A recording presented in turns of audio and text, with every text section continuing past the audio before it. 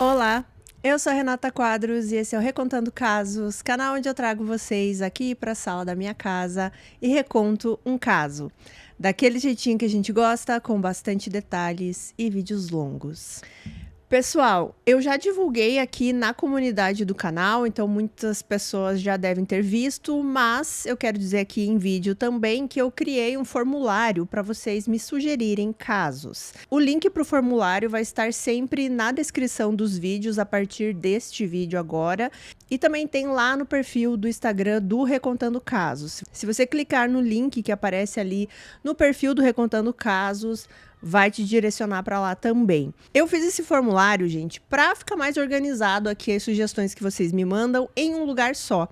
Antes, eu ficava meio perdida porque eu anotava em vários lugares, eu tirava vários prints, ou até aqui nos comentários eu me perdia muito, né? São muitas sugestões. Então agora vai ficar mais fácil, né? Eu consigo me organizar melhor, até porque nesse formulário eu consigo fazer uma planilha dele. Então fica bem mais fácil.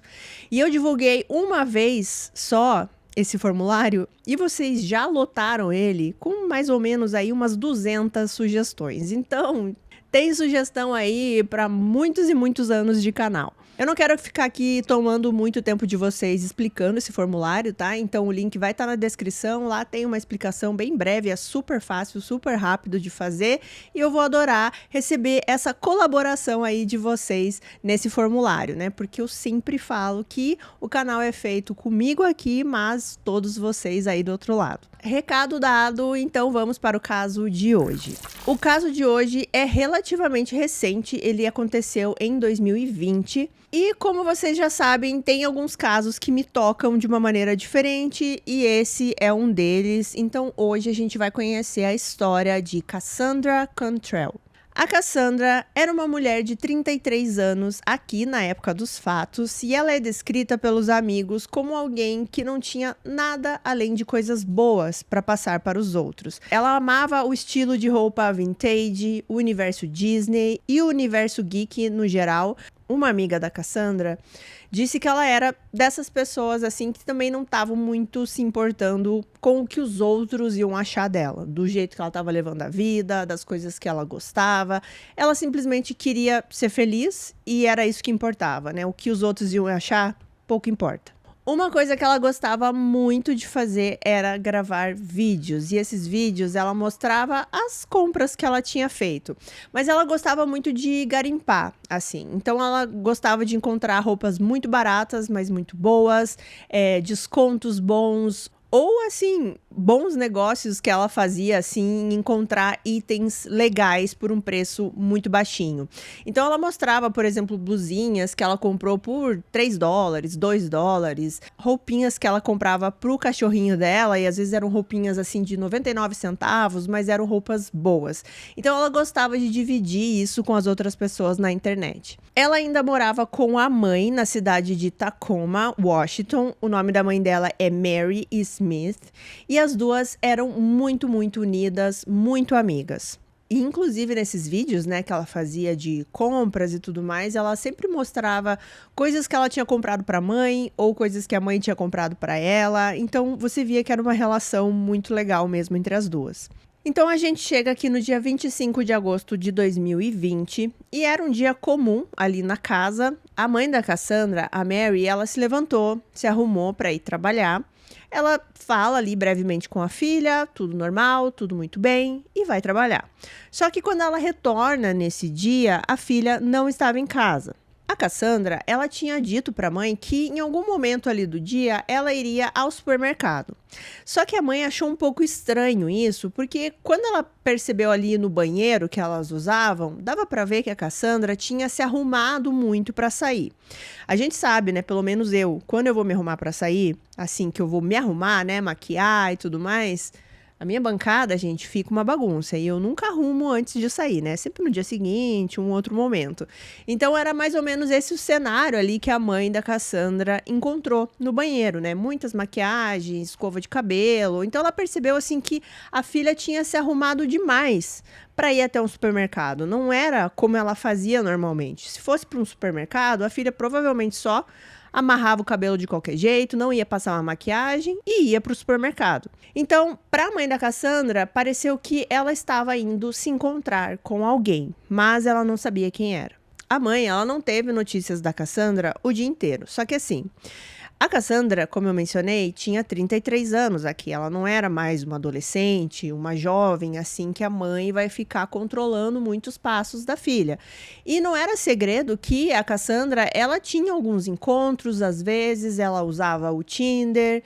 Então, a mãe pensou, de repente saiu com alguém, dormiu na casa de alguém, né? Vamos pensar dessa forma. Ela não se preocupou tanto de início. E ela sabia também que no dia seguinte, no dia 26, a filha ia se encontrar com uma das melhores amigas dela, a Alexandra. Então, provavelmente ela voltaria. Então, no dia 26 aqui, essa amiga que tinha combinado de sair com a Cassandra, a Alexandra, ela tá ali se arrumando para chegar no horário que elas tinham combinado. Só que ela estava atrasada. Ela estava uns 15 minutos atrasada, mais ou menos, aí para esse encontro das duas. Então ela resolve mandar umas mensagens para Cassandra para avisar, né? Olha, tô atrasada, mas tô chegando e não se preocupe e tudo mais. Só que a Cassandra não respondeu. O que foi algo estranho, porque a Cassandra nunca deixava de responder, ela sempre estava com o celular e, inclusive, era um dia muito importante aqui para a Cassandra, que eu já vou mencionar lá na frente. Então, a amiga achou muito estranho que ela não respondesse. Ela chegou a ligar para Cassandra algumas vezes, chegou a deixar recado na caixa postal de voz, né? Tanto que ela encheu o espaço ali de mensagens de voz do celular da Cassandra e não obteve nenhuma resposta. As coisas estavam, assim, um pouco estranhas aqui, mas ainda não estavam super alarmantes. Por quê? Porque a mãe da Cassandra, ela achava que a Cassandra estava com uma amiga, certo? E a amiga, ela achou que a Cassandra pudesse ter tido algum imprevisto, algum problema com o celular, e por isso ela não respondeu. Ninguém achou já de cara que seria algo preocupante.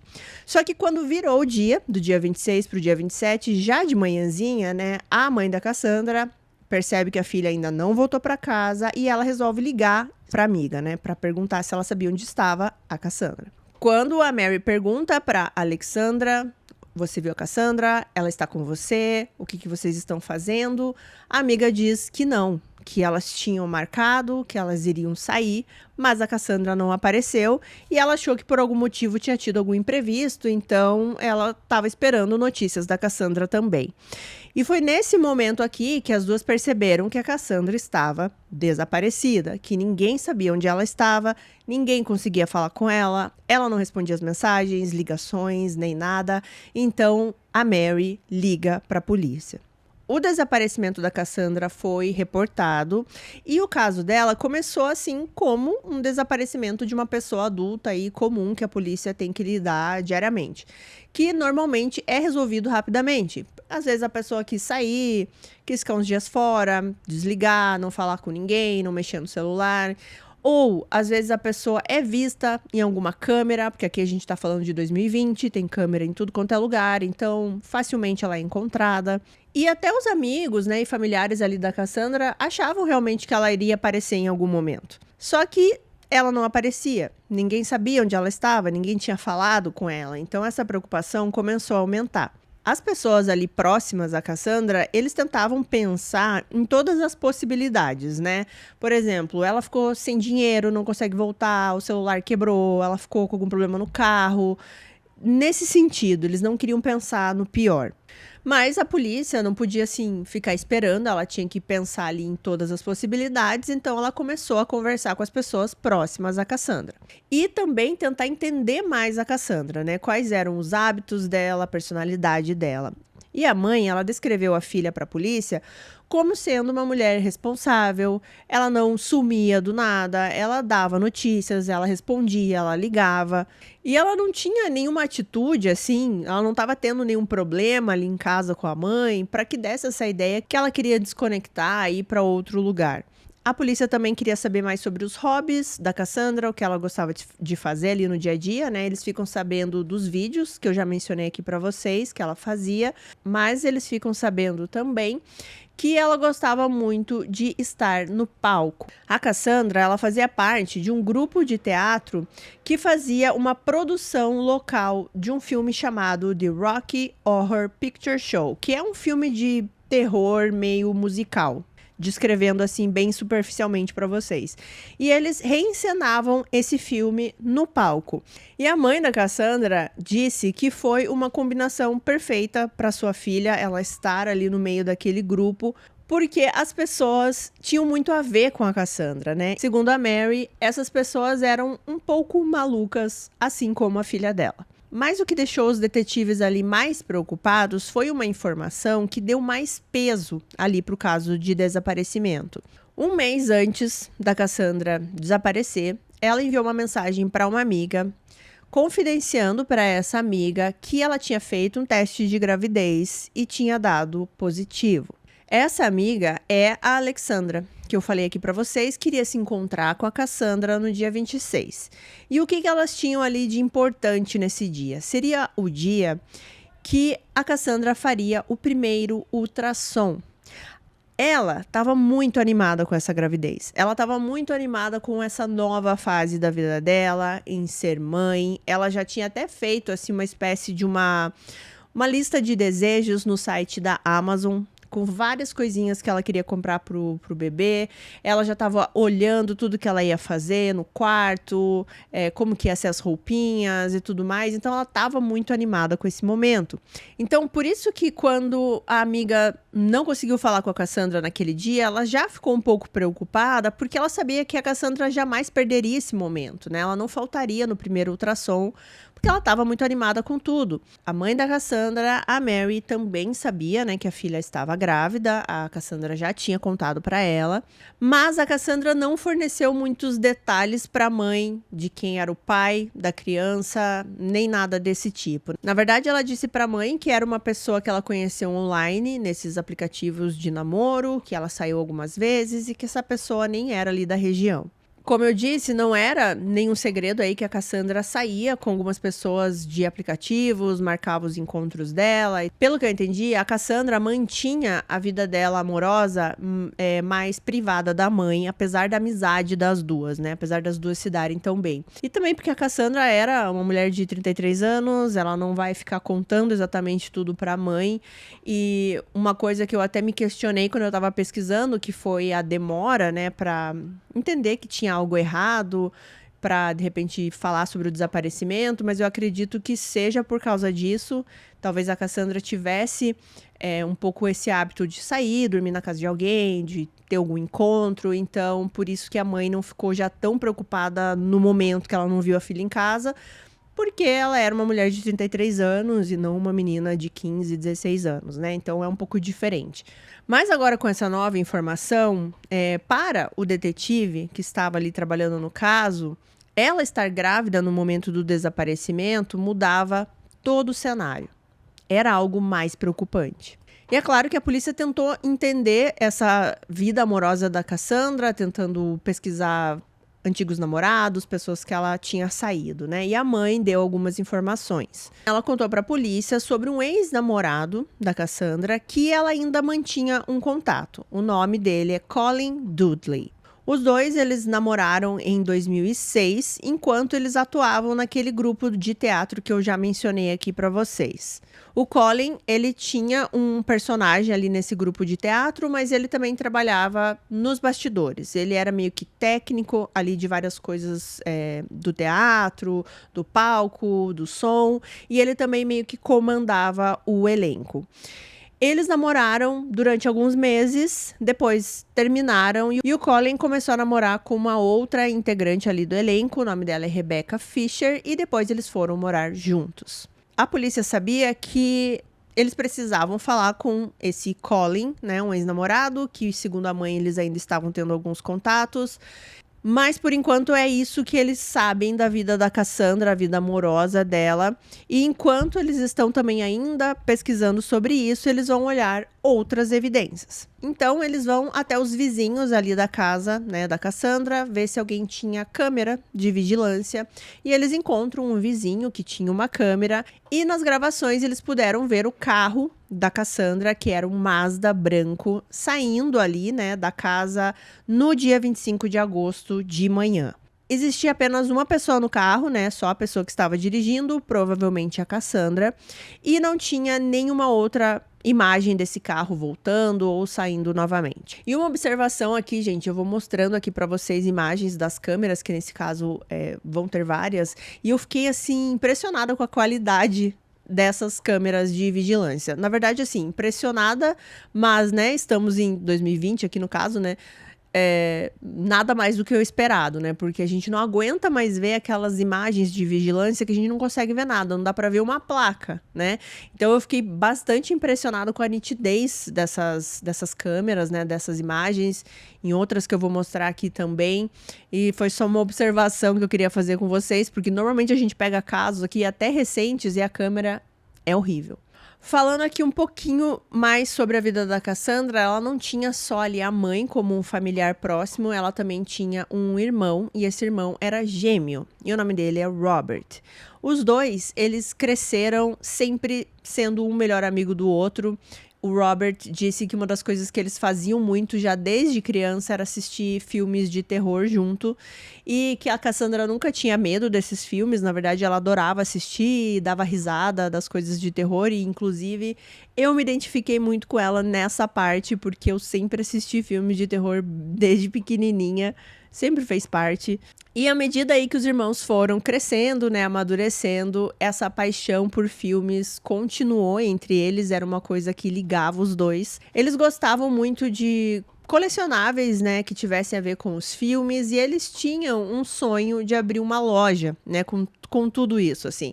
E coisas antigas também, né, coisas que não se encontram mais nas lojas. Eles gostavam de garimpar essas coisas, assim como ela fazia com as roupas, e aí poder ter uma loja e vender isso, era um sonho dos dois. Só que por mais próximo ali que os dois eram, o irmão não tinha ideia do que tinha acontecido com a Cassandra, e inclusive ele estava sofrendo muito, porque o último contato que os dois tiveram, eles discutiram.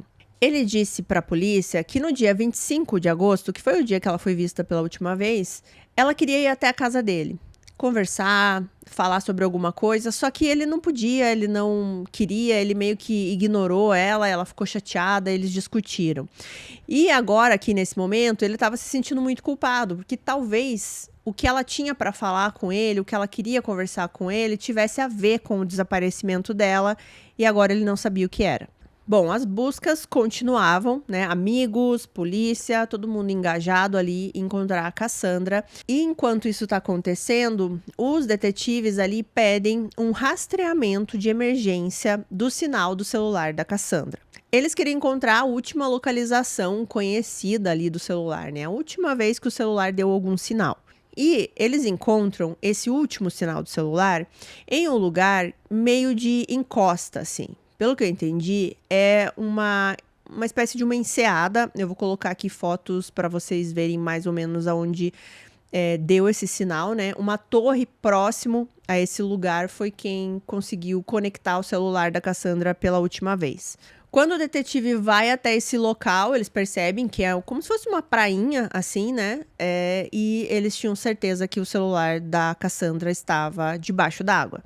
Era algo muito difícil de dar certo, porque era um lugar extenso, tinha muita água, vocês estão vendo aí, né, nas imagens, é um lugar bem amplo, mas era um tiro no escuro que precisava ser dado, né? Eles precisavam tentar, pelo menos. Eles tiveram sorte porque no dia que eles vão fazer essa busca, a maré estava um pouco mais baixa, então tinham vários mergulhadores. E aí eles ficam enfileirados, né? Eles ficam um ali do ladinho do outro e eles vão passando por várias regiões para cobrir o máximo ali possível e tentar encontrar esse celular. Uma coisa que o detetive fez, que eu achei até bem genial, assim, para tentar reduzir um pouco essa área de busca, foi ficar na beira ali dessa prainha e começar a jogar pedras para ver o quão longe essa pedra iria, né? Então, assim, qual é o máximo que alguém conseguiria jogar um item, né, um objeto na água? Então, eles fazem esse teste várias vezes ali com as pedras para tentar ver qual era o máximo que esse celular poderia ter sido jogado, né? E daí, a partir daí, começam a fazer essas buscas.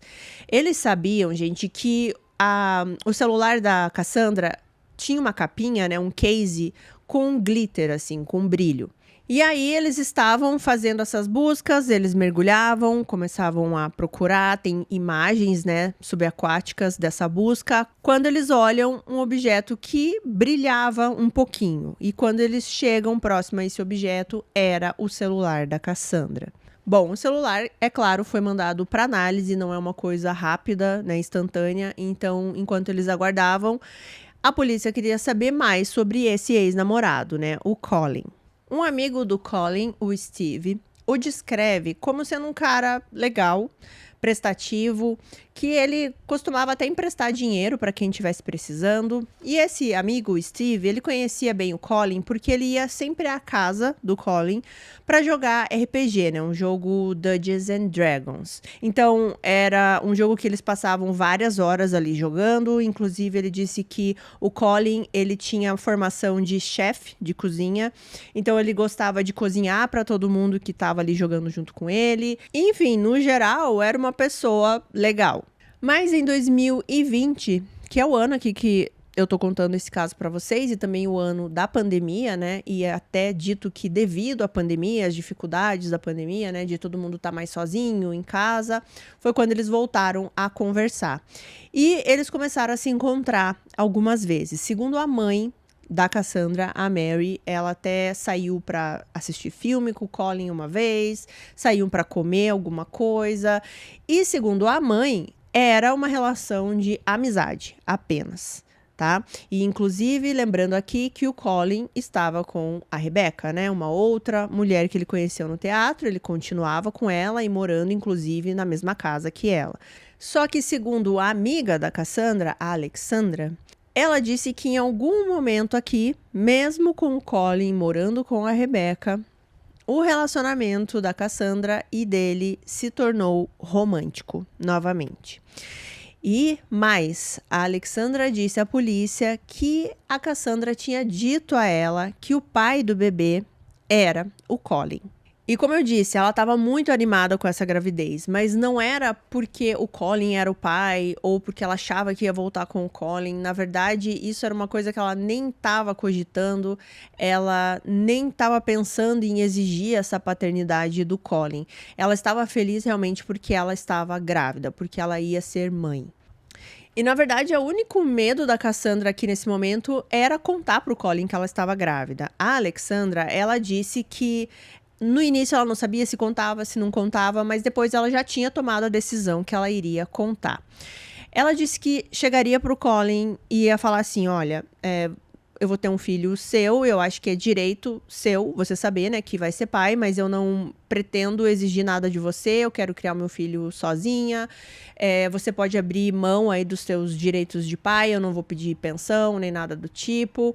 E ela tinha decidido que ela ia falar isso pro Colin. E a amiga, ela disse que recebeu uma ligação da Cassandra alguns dias depois que ela tomou essa decisão, contando que ela tinha falado tudo pro Colin, que ela conseguiu conversar com ele, que tinha sido melhor do que o esperado.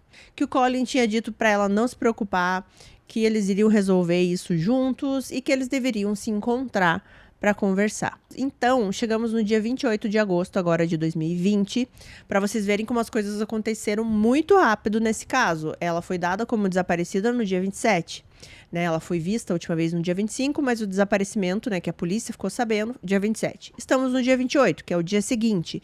Em 24 horas aí de investigação, a polícia tem todas essas informações que eu passei aqui para vocês, né, sobre a vida da Cassandra, as amizades, né, tudo que a amiga pôde fornecer, a mãe, o Colin, esse amigo do Colin. Então agora eles precisavam falar com o Colin. Eles vão nesse mesmo dia 28 até a casa do Colin. Quando eles chegam lá, não tinha ninguém em casa. Então, eles deixam um cartão de visitas ali na porta da casa do Colin para quando alguém chegasse, retornar para a polícia. No mesmo dia também, o Colin retorna para a polícia. Ele vê o cartãozinho, ele mesmo liga para a polícia e pergunta o que está acontecendo, o que a polícia queria com ele. Eles conversam ali brevemente pelo telefone e marcam uma entrevista, né, pessoalmente, no dia seguinte, no dia 29. Quando eles estão agora pessoalmente com o Colin conversando no dia 29, eles começam a fazer algumas perguntas sobre a Cassandra. Essa conversa foi gravada e eles começam a perguntar como eles se conheceram. Então ele conta aquilo que eu já contei aqui pra vocês. Eles se conheceram naquele grupo de teatro, que eles namoraram há alguns meses e que eles terminaram, né, em 2006. Depois a polícia vai direto ao ponto e fala assim: olha, a gente ficou sabendo que a Cassandra está grávida de cerca de 10 semanas mais ou menos e ela estava dizendo que você era o pai desse bebê. E ele respondeu de jeito nenhum, que ele não era o pai. O Colin disse que ele e a Cassandra não tinham um relacionamento e que era impossível ele ser o pai do bebê. Os detetives continuam insistindo e eles falam assim: olha, você tem certeza? Será que vocês não se viram pelo menos uma vez? Não tiveram ali uma noite, né, juntos? E ele disse que não. E inclusive ele disse que fazia muito tempo que ele não falava com a Cassandra. Ele disse que a última vez que ele falou com a Cassandra foi em 2006, quando eles terminaram. E teve só uma outra vez que eles meio que se encontraram brevemente em um shopping. Fora isso, ele não falava com a Cassandra. A polícia perguntou também se eles não conversavam por redes sociais, Facebook, e-mail, mensagens, e ele disse que não. Bom, é claro que a polícia não acreditou nisso e imediatamente o Colin, né, gerou suspeitas, porque a polícia já tinha falado com várias pessoas, amigos, familiares, que comprovavam essa história aí de que eles tinham voltado ao contato, né? Inclusive a mãe da Cassandra sabia. Nesse mesmo dia 29 que eles estão falando com o Colin, uma nova descoberta bem importante acontece no caso, que foi o carro da Cassandra, o Mazda branco. Ele foi encontrado. Ele foi encontrado destrancado, a chave ainda estava na ignição e ele estava num lugar meio industrial ali da cidade. Num lugar onde existem muitos moradores de ruas, né, muitos acampamentos de moradores de rua, e não é um lugar que a Cassandra iria. Era um lugar que ficava próximo a uma ponte, assim, ficava na parte de baixo dessa ponte, então ficava bem próximo a esses acampamentos dos moradores de rua. Então era muito estranho que a Cassandra fosse lá sozinha e ainda deixasse o carro lá totalmente desligado com a chave na ignição, né? Era claro que algo muito mais sério estava acontecendo ali. O que aconteceu desde que a Cassandra foi vista saindo de casa, né, com o carro na câmera do vizinho, até ela estacionar esse carro ali nessa área industrial. E será que foi ela que estacionou o carro ali? Muitas perguntas começaram a surgir. A próxima evidência que a polícia conseguiu veio, na verdade, da mãe da Cassandra, da Mary. Ela estava olhando contas de celular ali antigas da Cassandra. Não tão antigas, assim, a do mês passado, mais ou menos 3 meses antes. E ela vê que um número fica se repetindo muitas e muitas vezes. A mãe da Cassandra leva essa informação para a polícia e ela tinha certeza que esse número era do Colin, porque, como eu disse, ela sabia que a filha conversava muito com o Colin, que era ex-namorado dela. A polícia, ela também tinha alguns registros ali do celular da Cassandra mais recentes. E o que eles puderam perceber? Que esse número que se repetia várias vezes, a última vez que ele aparece é exatamente no dia que a Cassandra desapareceu, no dia 25 de agosto, pela manhã. Bom, a polícia, no dia que eles foram falar com o Colin, né, que foi gravado e tudo mais, eles falaram pro Colin assim: olha, eu tenho mandado para o seu celular, né, pra gente poder investigar sobre o desaparecimento da Cassandra. Você disse que não tem nada a ver, tudo mais, mas a gente precisa investigar e, curiosamente, o Colin entregou o celular para a polícia. A polícia começa a analisar, né, não só os registros que eles já estavam analisando do celular da Cassandra, agora também os registros do celular do Colin. E uma coisa que eles perceberam era que sim, aquele número, né, que a Cassandra recebia ligações e conversava várias vezes era do Colin, mas o engraçado é que olhando nos registros do Colin, do celular dele, não tinha o nome da Cassandra em lugar nenhum. Eles não conseguiram ver assim já de cara o nome dela. Mas é claro que eles vão procurar pelo número, né? E sim, o número da Cassandra estava no celular do Colin, várias vezes inclusive. Só que ele não salvou com o nome Cassandra. Ele salvou com o nome Velma. Sim, gente, Velma do Scooby-Doo mesmo que você tá pensando. Por quê? Porque a Cassandra, em alguma festa de Halloween que ela amava, inclusive, ela foi vestida de Velma. Então, era o jeito dele conseguir conversar com a Cassandra, continuar falando com ela, sem que levantasse suspeitas de outras pessoas, inclusive da mulher que morava com ele, né, da Rebecca. Continuando aqui as investigações, a polícia precisava saber quem levou o carro da Cassandra para aquele local, né? Foi ela, foi alguém. Então, novamente, eles vão atrás aí de câmeras de vigilância. E ali próximo ao local passava uma linha de trem.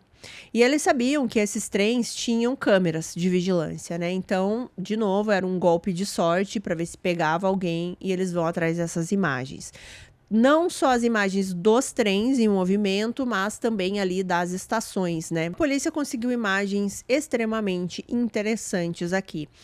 Uma das imagens é feita pelo trem em movimento, né? E ele passa exatamente pela rua aonde estava o carro da Cassandra. E é possível ver um homem um pouco suspeito andando na direção contrária do trem, né? Então o trem está indo, esse homem está vindo. E ele está vindo da direção aonde estava o carro da Cassandra. Chamou a atenção porque esse homem está inteiro de preto, ele tem um chapéu, ele também usava uma máscara e parecia usar luvas. Os detetives, eles vão atrás das imagens das outras câmeras para saber aonde esse homem foi, né, para que lado ele seguiu. E eles conseguem essa imagem que vocês estão vendo aí, muito, muito nítida, desse homem. Ele atravessa essa rua, né, essa parte aí onde tem os trilhos do trem. Ele chega nessa estação, ele para, senta, ele fica 4 minutos sentado nesse banco, né, que é nessa estação. E depois ele se levanta e sai. E a gente consegue ver realmente, né, que ele estava com esse chapéu, ele tá com uma máscara, né, provavelmente por causa da Covid também, mas pode ser para não ser reconhecido. Luvas azuis, uma luva de borracha azul e a roupa inteira preta. Essas imagens foram capturadas mais ou menos ali 11h50 da manhã do dia 25 de agosto, né, amanhã que a Cassandra foi vista pela última vez. Quando os detetives olham essas imagens, eles tinham certeza que esse homem era Colin Dudley. Inclusive, o Colin tinha já uma fama, digamos assim, de usar sempre esse chapéu preto. Inclusive, ele gostava muito do personagem do Laranja Mecânica, né? Vou colocar uma foto aqui para vocês. E ele gostava de ser chamado de Hatman, que seria o homem do chapéu. Voltando ao vídeo, eles percebem que esse homem vai em direção a um estacionamento ali da estação rodoviária. E eles sabem que lá dentro também tem imagens, né? E eles vão olhar essas imagens. Nas imagens, eles veem esse homem entrando no estacionamento, ele vai em direção a uma caminhonete, ele aciona o destravamento ali, né, da caminhonete, do alarme, entra. Quando ele tá fazendo ali a manobra para sair, né, da vaga, claramente dá para ver a placa desse veículo. E pesquisando essa placa, eles puderam confirmar que esse carro era de Colin Dudley, assim como o detetive já estava prevendo. Bom, a essa altura aqui, é claro que a polícia acreditava que o Colin tinha feito alguma coisa muito ruim com a Cassandra. Eles não tinham nenhuma evidência forte para isso, então eles precisavam de mais. Eles não tinham um corpo, porque a Cassandra não tinha sido encontrada, então eles não tinham nada ali do crime em si, né, para poder investigar. É diferente de alguns casos que você começa pelo corpo, né? Nesse caso não tinha, então era um pouco mais difícil. E eles queriam entrar na casa do Colin. Primeiro, para ver se eles conseguiam encontrar mais alguma coisa, mas também porque eles tinham a ideia que de repente a Cassandra pudesse estar presa nessa casa, em algum porão, em algum lugar, o Colin poderia estar torturando ela ou algo do tipo, né? Então, eles resolvem invadir a casa do Colin. A SWAT é chamada e eles entram na casa dele. A Cassandra não foi encontrada na casa do Colin, ele foi levado à delegacia para colher ali impressões digitais e DNA também. E a polícia focou ali dentro da casa, né? Alguns itens que eles levaram ali da casa foram um chapéu preto, que até então não se sabe se é o mesmo que aparece nas imagens ou não. Eles levam também a caminhonete do Colin. E eles continuam investigando até que eles vão até a parte do porão da casa. Eles vão até o porão porque alguns cães farejadores ali que estavam trabalhando com a polícia detectaram algo no porão, especificamente em um sofá marrom que existia nesse porão. E haviam inúmeras áreas no porão que eles identificaram que poderia ter possíveis evidências de sangue e de DNA. Os detetives, eles acreditavam que algo horrível aconteceu com a Cassandra e possivelmente ele aconteceu nesse porão. Nesse momento aqui, o Colin parou de falar com a polícia, parou de cooperar, mas a namorada dele, a Rebecca, resolveu falar. Tem essa entrevista gravada também, os policiais questionam a Rebecca se ela achava que o Colin seria capaz de machucar a Cassandra. E, inclusive, gente, ela responde de uma maneira assim muito estranha pra mim, assim, quando eu vi. Ela diz assim: fisicamente falando, sim, ele poderia machucar ela porque ele é maior que ela, digamos assim. Mas se ele faria isso, eu acredito que não. E aqui chega aquele momento que eu fico imaginando a raiva dos detetives e dos policiais. Por quê? Porque eles sabem o que aconteceu, né? Assim, de uma maneira geral. Talvez eles não saibam os detalhes, mas tá meio que claro o que aconteceu, pra vocês também.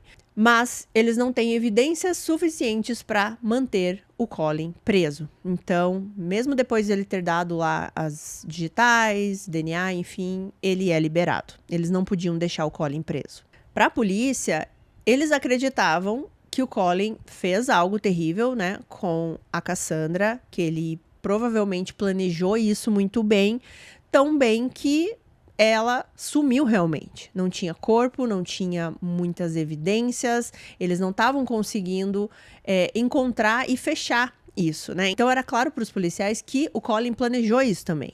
Planejou de uma maneira para que ele conseguisse se livrar de tudo e não ser culpado por isso. Bom, mas é claro que os detetives não poderiam desistir, né, dessa investigação, então eles queriam traçar quais foram os passos do Colin no dia 25, o dia que a Cassandra desapareceu. Ele disse que nessa manhã ele saiu de casa, ele parou em um posto para abastecer. Depois ele vai em uma loja grande assim que vende de tudo e lá ele disse que comprou alguns suprimentos para uma limpeza de primavera, que seria assim uma super limpeza que ele ia fazer em casa. Então, eles foram investigar isso, né? Eles foram nesses locais que o Colin disse que passou. E essas lojas forneceram ali recibos e imagens também. Mais ou menos às 7 da manhã foi quando ele parou para comprar esses suprimentos aí que ele disse que seria da limpeza de primavera. E o vídeo, ele é, de novo, né, bastante nítido. E os policiais acreditavam que um dos itens que ele tinha ali nesse carrinho da loja eram sacos de lixo daqueles bem grandes, assim, para você colocar coisas bem pesadas dentro. Depois disso, ele volta para casa. Ele vai para casa e daí o próximo passo dele, que é visto nas câmeras, é por volta das 8h17 da manhã, que é quando ele é visto entrando naquela garagem da estação ferroviária que eu já mostrei para vocês. Vocês vão ver ele entrando com a caminhonete, ele estaciona essa caminhonete e vocês vão ver que na caçamba da caminhonete tem uma bicicleta. Então, depois que ele estaciona, ele pega essa bicicleta e sai da garagem. O que ele faz é que ele deixa essa caminhonete lá e ele vai pedalando de volta para a casa dele. É uma viagem de mais ou menos uns 20 minutos dessa garagem até a casa dele de bicicleta. E os investigadores acreditavam que ele queria estar em casa às 9 da manhã. Por quê? Porque era esse horário que ele e a Cassandra tinham combinado de se encontrar nesse dia. Sim, a pessoa que a Cassandra ia visitar nesse dia, que a mãe falou que ela achou estranho porque ela tinha se arrumado muito, era o Colin. E como eles sabiam que eles iam se encontrar? Porque no celular do Colin, nos registros apagados, eles encontraram 2 mensagens. Uma dela dizendo que ela já tinha chegado na casa dele, que ela estava adiantada. Então, é mais ou menos 8h49 quando ela manda essa mensagem, dizendo que já chegou até a casa. Ele responde dizendo que já estava chegando. Essas 2 mensagens são apagadas do celular. E através dos registros dos celulares, né, tanto do Colin quanto da Cassandra, eles puderam ver, sim, que nesse horário, no dia 25, esses celulares estavam no mesmo local, ali na casa do Colin. Por cerca de 2 horas, mais ou menos, esses celulares não tiveram nenhuma movimentação, ou seja, eles ficaram ali na casa. Mas o celular do Colin foi ligado e desligado várias vezes. Algumas vezes, não várias, umas 2 vezes. E foi durante esse período aqui de 2 horas que os detetives acreditam que o Colin tirou a vida da Cassandra. Bom, o próximo registro que a polícia tem ali dos celulares é que, por volta das 11h40 da manhã, o celular do Colin é desligado mais uma vez, porém o da Cassandra começa a sair da casa ali do Colin. E isso por quê? Porque o Colin, ele pega o carro da Cassandra, ele sai com o celular dela e o dele também, só que o dele tá desligado e o dela não. Então, o celular da Cassandra registra, pelos sinais das torres, todo o caminho ali da casa do Colin até aonde o carro foi abandonado. Ele esqueceu de desligar o celular da Cassandra, então a polícia tinha o exato caminho que ele fez com esse celular. Parece que o Colin não é tão inteligente quanto ele acha que é, né? Ele esqueceu desse detalhe, ele não pensou nesse detalhe, ou ele achou que porque ele iria se livrar do celular depois, os registros também seriam apagados. Não sei, talvez ele estava tão acostumado aí com os jogos imaginários, personagens que ele vivia, que ele esqueceu que a tecnologia hoje em dia é muito maior, né? Muito grande. E que é quase impossível você escapar de registros, tanto de câmera quanto sinais de celular. Enfim, ele foi pego nessa. Bom, aí ele deixa o carro da Cassandra naquele lugar onde ele foi encontrado mesmo e sai andando a pé, que foi quando a câmera do trem pegou, né, registrou esse momento. Também a outra imagem da câmera que eu mostrei aqui para vocês, dele chegando nessa estação, ele fica sentado uns 4 minutos. Os policiais acreditam que ele parou esses 4 minutos e ficou ali para descansar realmente, porque o esforço físico dele durante toda essa manhã exigiu muito do Colin. Então ele parou ali para tomar um fôlego, de repente analisar, ver se tudo estava dentro do plano que ele tinha pensado, até a hora que ele se levanta e vai para a garagem para pegar o caminhonete dele novamente. Depois que ele pega a caminhonete, ele vai até o lugar onde ele jogou o celular da Cassandra. E a polícia sabia disso porque até esse momento o celular da Cassandra ainda estava registrando ali nas torres de celular, né? Então, eles tinham todo esse caminho feito pelos registros do celular da Cassandra. Mas a polícia ainda não tinha o corpo da Cassandra. Eles precisavam encontrar onde ela estava. Então, eles foram atrás aí da tecnologia de GPS do carro do Colin. Em algumas fontes fala sobre uma caixa preta do carro. Eu não sei sinceramente se isso existe em todos os carros ou se era só no dele, mas é uma espécie ali de uma caixa onde registra exatamente tudo o que acontece com o carro, desde os caminhos que ele vai pelo GPS até coisas ali internas do carro mesmo, né? Problemas, enfim. Então, eu não sei se é específico do carro dele ou se a maioria dos carros mais modernos tem. Mas, enfim, é atrás disso que eles vão, né? Eles estavam com a caminhonete do Colin ali, na polícia. Eles começam a investigar essa caixa preta, como foi mencionado nas fontes. E eles conseguem ver, através do GPS ali, né, do carro, que no dia seguinte que a Cassandra desapareceu, ou seja, no dia 26, logo de manhã, o carro estava em uma área meio que arborizada, assim, uma área que não é um lugar comum, digamos, do carro estar, né? E ele ficou parado ali por algum período de tempo. E o feeling ali dos detetives já dizia que provavelmente foi onde ele descartou o corpo da Cassandra. Então, eles vão imediatamente para esse lugar, eles vão com uma equipe de busca e nem demorou muito para eles encontrarem alguma coisa. Eles chegaram nesse lugar e eles já viram que existia uma parte meio que de encosta, assim. E quando eles olham mais para frente, lá mais para baixo, eles veem um lixo. Na verdade, eram essas lixeiras bem grandes, assim, de plástico. Tinham alguns sacos de lixo também, algumas outras coisas em volta. E eles já puderam ver, conforme eles foram se aproximando, que existia sangue. Nesse dia aqui, gente, já era dia 22 de setembro de 2020. Ou seja, praticamente um mês depois que a Cassandra desapareceu. Então, é claro que também havia um cheiro característico e já de cara os policiais acreditavam que era restos mortais.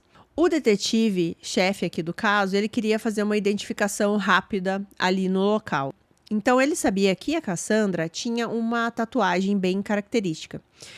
Ele sabia exatamente onde estava essa tatuagem e o que dizia nessa tatuagem. Então, ele pede para a equipe que está ali analisando para ver se eles conseguiam reconhecer essa tatuagem ali, naqueles restos mortais.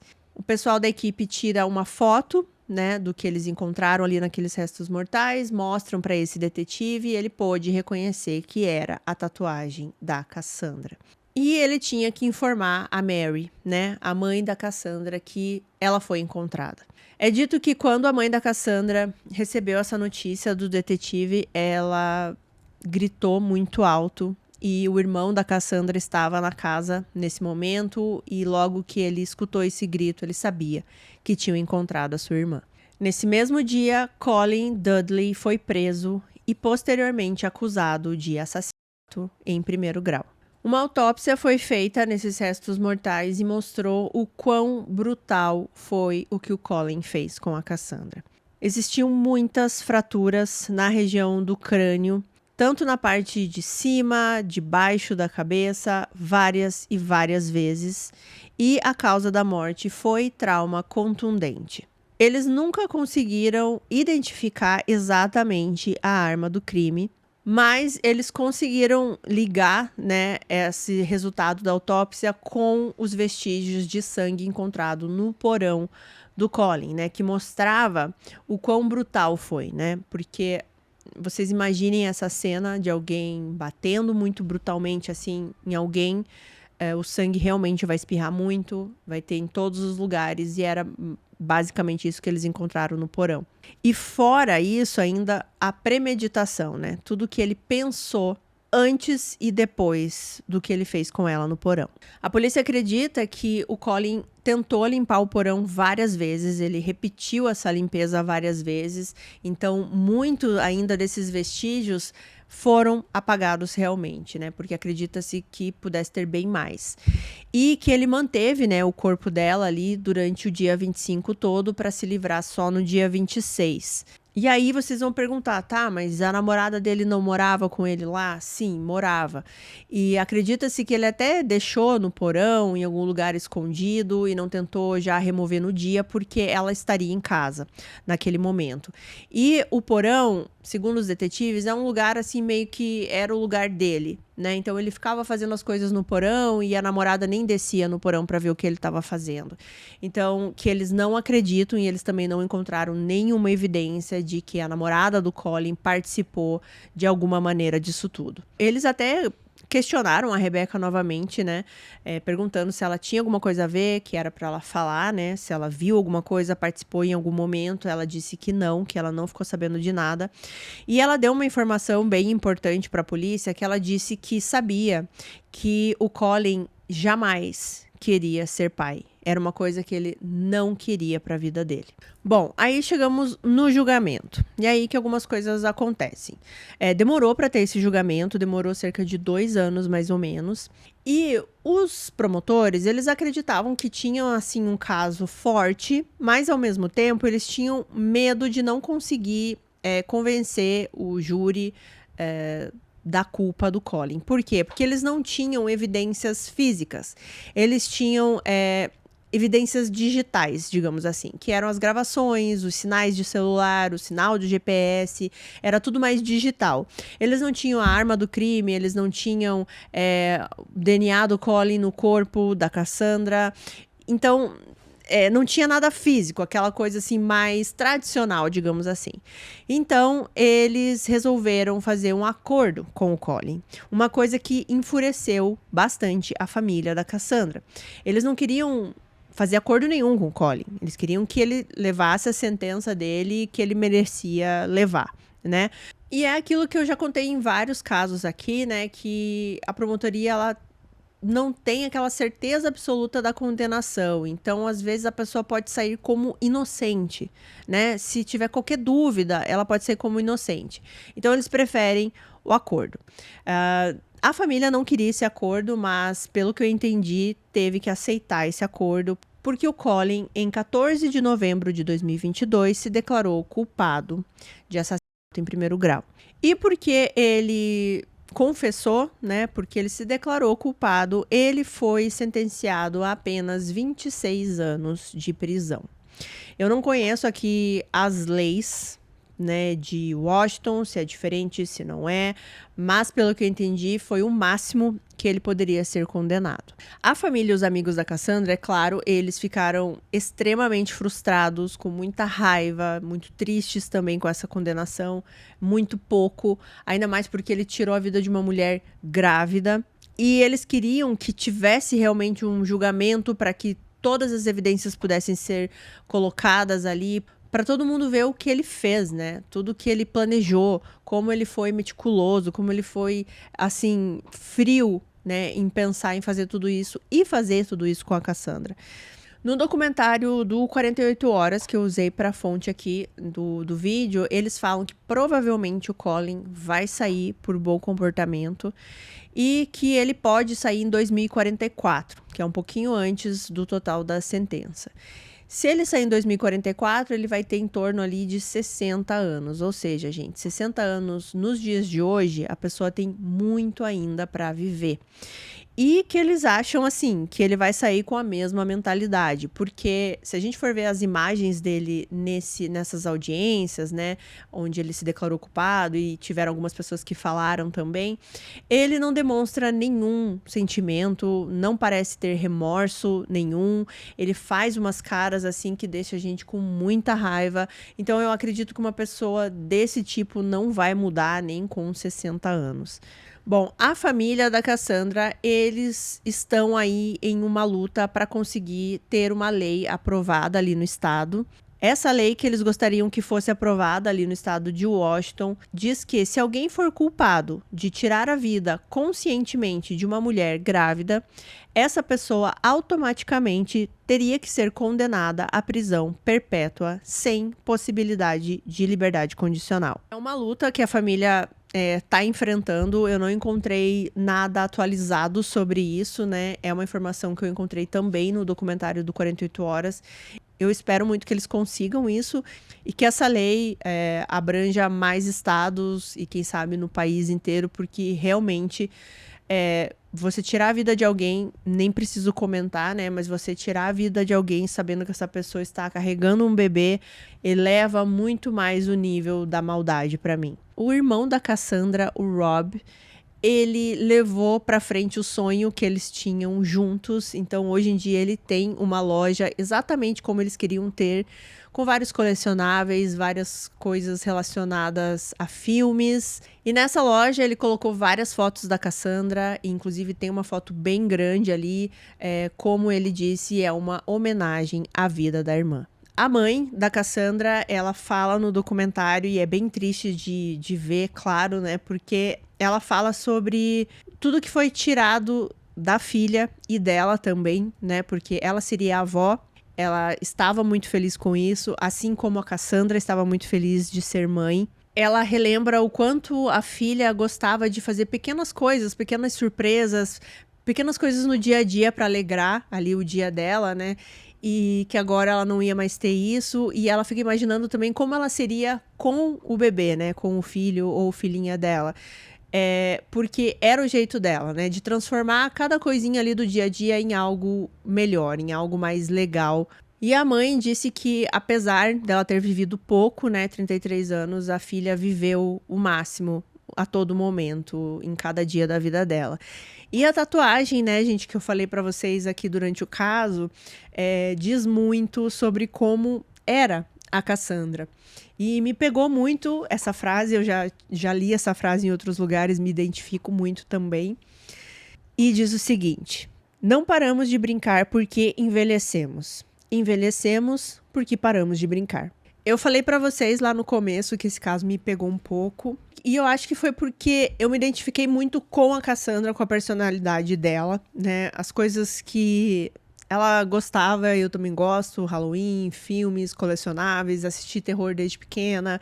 Esse lance de não querer envelhecer, né? De a gente amadurecer, mas a gente não quer envelhecer. O lance dela gravar vídeos mostrando as compras, os descontos que ela conhecia, eu já fiz muito isso também. E daí parece que quando a gente consegue se conectar dessa forma com a vítima de um crime, assim, as coisas ficam mais fortes, sabe?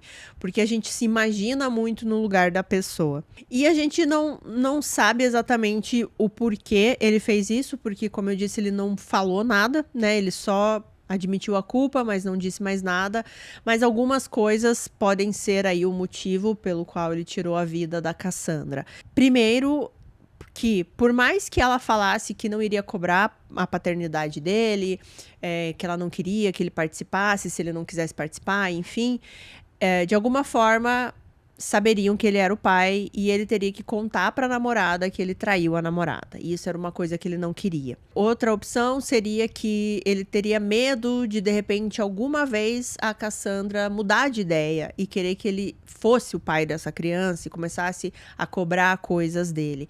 E também seria ali um elo eterno, né, entre ele e a Cassandra. E talvez isso era algo que ele não queria. Ele não queria essa ligação com a Cassandra.